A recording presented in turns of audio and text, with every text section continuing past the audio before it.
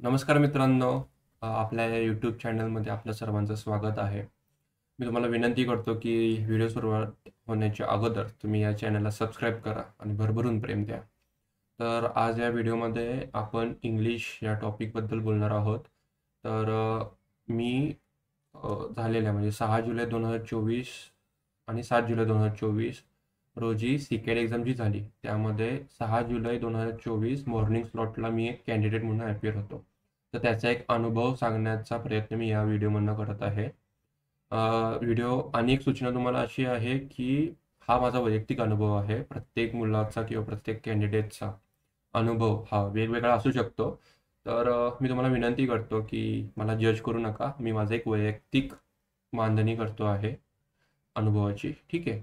तर या व्हिडिओमध्ये आपण बघणार आहोत की मी कोणते कोणते टॉपिक्स तयारी केली, कोणत्या कोणत्या टॉपिक्सची किती नंबर ऑफ क्वेश्चन्स मला बघायला मिळाले इंग्रजीचे टॉपिक वाईज, आणि मी इंग्रजीचा अभ्यास सुरू कसा केला सीकॅटच्या परीक्षेसाठी. तर त्याबद्दलची एक इम्पॉर्टंट इन्साईट देण्याचा हा प्रयत्न. ठीक आहे. तर तुम्ही आता हे 11 टॉपिक बघू शकतात. आता हे जे 11 टॉपिकचं तुम्ही स्क्रीनशॉट बघताय कागदावरचा, हे माझी टू डू लिस्ट काढलेली. आता पहिला प्रश्न असा आहे की ही टू डू लिस्ट मी कशी काढली. तर सीडॅक ही आपल्या अधिकृत वेबसाईटवर एक मॅन्युअल पब्लिश करतं प्रत्येक बॅचच्या एंट्रन्स एक्झामसाठी. आता ऑगस्ट 2024च्या बॅचच्या परीक्षेसाठी सीडॅकनं एक मॅन्युअल रिलीज केलं. त्यामधला सिलेबस बघून मला जे वैयक्तिक महत्त्वाची टॉपिक वाटतात की हे टॉपिक मला असं वाटते की तयारी करावीत, त्या टॉपिकबद्दल मी लिहिलेलं आहे. त्यामध्ये सिनॉनिम्स वगैरे आहेत. आता एक एक वाचण्यामध्ये वेळ न घालवता मी तुम्हाला ही गोष्ट सांगतो की या टॉपिकचे प्रश्न मला किती किती भेटले. ठीक आहे. तर सिनॉनिम्सचे मला 3 प्रश्न भेटले, अँटोनिम्सचे मला 3 प्रश्न भेटले, रिडिंग कॉम्प्रिहेन्शनचे मला 3 प्रश्न भेटले. तर यामध्ये कसं असतं, कॉम्प्रिहेन्शनमध्ये तुम्हाला एक पॅसेज दिला जातो आणि या पॅसेजवर तुम्हाला 3 प्रश्न पडतात. ठीक आहे. तर हे जे प्रश्न असतात, हे प्रश्न बिटवीन द लाईन्स रीडिंग करणं हे अपेक्षित असतं. एक्झामिनर हे अपेक्षित करतो कॅन्डिडेट करून की तुम्ही ते इन बिटवीन द लाईन्स तुमचं कितपत चांगलं आहे हे बघण्यासाठी हे बघतो. ठीक आहे. कॉम्प्रिहेन्शन असतात प्रश्न. प्रिपोजिशन्स जे आहेत, प्रिपोजिशनवर मला एक प्रश्न सापडला. स्पॉटिंग एरर्स मला एक प्रश्न सापडला. Using appropriate filler with appropriate phase और पार्ट ऑफ सेंटेन्स असेल किंवा सेंटेन्स कम्प्लिशन असेल, हे एकच आहे. तुम्हाला सेंटेन्स दिलं जातं आणि तो सेंटेन्सचं तुम्हाला एक अर्थ लावून किंवा एक सेन्स लावून तो पूर्ण केला जातो. मग ते ग्रॅमॅटिकली असू दे किंवा एक ग्रॅमॅटिकलच असतो शक्यतो. म्हणजे जितके मी प्रश्नसंच सोडवले आहेत त्याच्यामध्ये ते ग्रॅमॅटिकली दिलेलं किंवा त्याच्यामध्ये इडियम फ्रेजेस असतात, तो फ्रेज किंवा इडियम लावायचा असं असतं त्यामध्ये. आर्टिकल्सवर मला एक प्रश्न होता. सेंटेन्स कम्प्लिशनवर मला एकही प्रश्न आला नाही, माझ्या स्लॉटला तरी आला नाही, बाकीच्यांना आला असेल. ठीक आहे. इडियम फ्रेजेसचा पण मला एक प्रश्न आलेला. ठीक आहे. अरेंजमेंट ऑफ सेंटेन्सेस हा पण मला एक प्रश्न आलेला. तर अरेंजमेंट ऑफ सेंटेन्सेसमध्ये कसं असतं की तुम्हाला PQRS असे 4 हे दिले असतात सेंटेन्सेस आणि याचा क्रम आपल्याला लावा लागतो. मग ते PQRS असेल किंवा QRS असेल, QRSP असेल किंवा RQSP असेल, असं ते जुळवावं लागतं डिपेंडिंग अपॉन द सेंटेन्सेस. आता याचा क्रम कसा लावायचा, तर ते एक लॉजिक असतं. जेव्हा तुम्ही प्रश्नसंच सोडवाल तर तुम्हाला कळतं की ते स्टोरी टेलिंग सारखं संच लावायचं आहे, म्हणजे इव्हेंट कधी होता तसं लावायचं आहे की त्याच्यामध्ये काय सेन्स आहे किंवा काय वेगळं लॉजिक लावून करायचं आहे. जेव्हा तुम्ही प्रश्नसंच सॉल्व्ह करताना तेव्हा तुम्हाला कळून जातं. PQRSचा प्रश्नसंच आपण जेव्हा सॉल्व्ह करतो तेव्हा ते साधारणतः तुम्हाला एक आयडिया येऊन जाते की याबद्दल सॉल्व्ह करायचं वगैरे असं. ठीक आहे. तर इतपत मला क्वेश्चन हे झालेले एन्काउंटर या परीक्षेमध्ये. तर पुढचा प्रश्न असा आहे की याची तयारी मी कशी केली.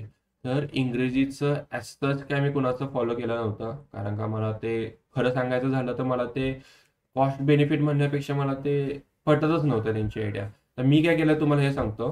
आता हे तुमच्यावर आहे कितपत घेताय ते. आता सिनॉनिम्स अँटोनिमसाठी तर एक वेबसाईट आहे इंडिया बिक्स नावाची. एक सॉरी इंडिया बिक्स नावाची एक वेबसाईट आहे, त्याच्यावर मी प्रॅक्टिस केलेली. अँटोनिम्सची पण इंडिया बिक्स या वेबसाईटवर मी प्रॅक्टिस केलेली. ठीक आहे. रीडिंग पॅसेजचं मी हे केलेलं म्हणजे यूट्यूबवर गेलो, सर्च केलं आणि CCAT preparation.com नावाची एक वेबसाईट आहे, त्याच्यामध्ये मी कोर्स घेतलेला. आता हे काय स्पॉन्सर नाही आहे, फक्त मी तुम्हाला सांगतो की मी कुठून केलंय, आणि मला असं वाटतं की तुम्हाला सांगावं असं. कोणच सांगत नाही कोण कुठून गेलंय, पण जेन्युअली स्पीकिंग एक सांगावं असं वाटलं म्हणून सांगतो. secretpreparation.com नी मला स्पॉन्सर नाही केलेलं, हे मी तुम्हाला सांगतो की मला नाही केलेलं स्पॉन्सर. मी जेन्युअली सांगतो, मी तिथे एनरोल केलेलं. ठीक आहे, तर तुम्हाला जर वाटत असेल की तुम्हाला एनरोल करायचं तर तुम्ही करू शकता, नसेल तर तुम्ही दुसऱ्या वेबसाईटवर जाऊ शकता. अनेक फ्री रिसोर्स अवेलेबल आहेत मार्केटमध्ये, काही हरकत नाही तुम्ही कशावरही गेलं तरी. ठीक आहे, प्रिपोजिशनवर पण मी सेम केलेलं. यूट्यूब चॅनलवर गेलो आणि यूट्यूब चॅनलवर जाऊन मी ते बघितलेलं की व्हिडिओ बघितला, आणि ह्या वेबसाईटवर जाऊन मी फक्त MCQ सॉल्व्ह केलेले. स्पॉटिंग एरर सेम यूट्यूब चॅनलवर बघायचं आणि या वेबसाईटवर जाऊन सॉल्व्ह करायचं. इंडियाबिक्सवर पण अवेलेबल आहेत, इंडियाबिक्सवर पण तुम्ही जाऊन बघू शकता. इंडियाबिक्सवर पण छान प्रश्न दिलेले आहे, प्रश्नसंच छान दिलेला आहे. मला असं वाटतं की तुम्ही इंडियाबिक्स फ्री रिसोर्स आहे त्याच्यावर पण जाऊन तुम्ही सॉल्व्ह करू शकता. ठीक आहे, सेंटेन्स कम्प्लिशनचं पण मी सांगेन यूट्यूब चॅनलवर जावा आणि कोणत्याही एक यूट्यूबचा व्हिडिओ बघून तुम्ही सॉल्व्ह करू शकता. आर्टिकल्सचं पण मी तेच केलेलं की यूट्यूबवर जाऊन एक व्हिडिओ बघितलेला आणि मी सॉल्व्ह केलं. इडियम आणि फ्रेजेसचं पण मी तेच केलेलं. यूट्यूबवर गेलो, एक व्हिडिओ बघितला आणि मी ते MCQ सॉल्व्ह केलं. मिनिमम तुम्हाला सांगतो, तुम्हाला 100 प्रश्न तरी सॉल्व्ह करून व्हायला पाहिजे प्रत्येक टॉपिकचे. मिनिमम 100 प्रश्न तरी सॉल्व्ह करून झाला पाहिजेत एका टॉपिकचे. ठीक आहे, मग तुम्हाला जाऊन कुठे ती आयडिया येते की काय कसं करायचं ते. आता यूट्यूबवर जाऊन व्हिडिओ बघायचा म्हणजे काय करायचं, म्हणजे मी तर काय करायचं माहिती आहे का, मी यूट्यूब चॅनलवर व्हिडिओ का बघायचो, कारण का मला रूल्स जे आहेत, रेग्युलेशन्स आपण म्हणू शकतो, ग्रामरचे जे रूल्स आहेत ते तुम्हाला फिंगर टिप पाहिजे. आता आर्टिकल्स आहे, कधी लावायचा, अँड कधी लावायचा, डी कधी लावायचा, द कधी लावायचा, डी आणि द मधला फरक काय असतो, आणि AN मध्ये एक्सेप्शन कधी काय असतं, AIOचं एक्सेप्शन काय असतं, ते जे रूल्स आहेत ते रूल्स तुम्हाला माहिती पाहिजेत. कारण का प्रश्न जेव्हा येतो परीक्षेमध्ये, तो एक्झामिनर 100% ट्राय करतो की तुम्हाला ते कन्फ्यूज व्हायला पाहिजे. पण जो मुलगा रूल्स करून जातो त्याला शुअर शॉट कळतं की हे रूल इथं वापरायचे. तर जिथं जिथं ग्रामर येतं, आर्टिकल्स असतील, अरेंजमेंट ऑफ सेंटेन्सेस असतील, किंवा अर्धवट सेंटेन्सेस जे फिलअप करायचे म्हणजे सेंटेन्स कम्प्लिशन किंवा पार्ट ऑफ सेंटेन्स असं जे आपण म्हणतो, त्याच्यामध्ये ग्रामर असतं. सब्जेक्ट, वर्ब, प्रोनाउन्स, प्रिपोजिशन्स कसे वापरायचे हे तुम्हाला आले पाहिजेत. मग त्यासाठी काय, तर तुम्हाला रूल्स माहिती पाहिजेत. आता रूल्स कुठनं माहिती पडणार, यूट्यूब चॅनलवरनं. ठीक आहे, कुठेही यूट्यूब व्हिडिओ घ्या, त्याच्यावरनं कळेल. मला असं वाटतं, मी आर्टिकल्ससाठी मी फिजिक्सवाल्यांचं हे बघितलेलं, बँकिंगचे जे असतात ना, त्याचा एकच व्हिडिओ बघितलेला, आणि इडियम आणि फ्रेजेसचा पण मी त्याचा एकच व्हिडिओ बघितलेला, आणि त्याच्यावरनं मी MCQ सॉल्व्ह केलेलं. मी 100 MCQ सॉल्व्ह करा, भरपूर होतं एका टॉपिकचे 100 MCQs. ठीक आहे, आता तुम्हाला कळलं असेल मी कुठून प्रिपेअर केलं आणि कसं केलं. परीक्षेचा अनुभव तुम्हाला सांगतो कसा असतो.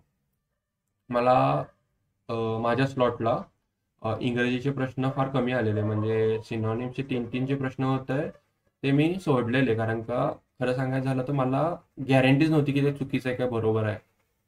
ठीक आहे, आणि मला चान्स घ्यायचा नव्हता, कारण का या परीक्षेला निगेटिव्ह मार्किंग असतं आणि मला निगेटिव्ह मार्किंगला नाही जाऊ द्यायचं होतं. कारण का माझा कॉन्टला शुअर शॉट होता.